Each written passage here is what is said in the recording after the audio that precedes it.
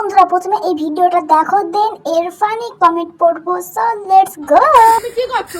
দাঁড়, এদিকে দাও। আরে আমি করে দিচ্ছি, তুমি রাখো। এখানে বসো, এখানে বসো।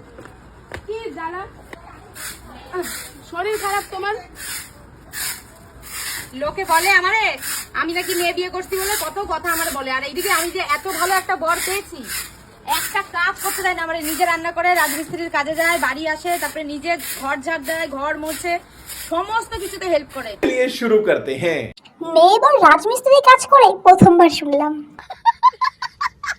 তোমাদের জন্য প্রার্থনা করি তোমরা যেন মা আর বাবা হতে পারো। মা বাবা না না না, মা মা।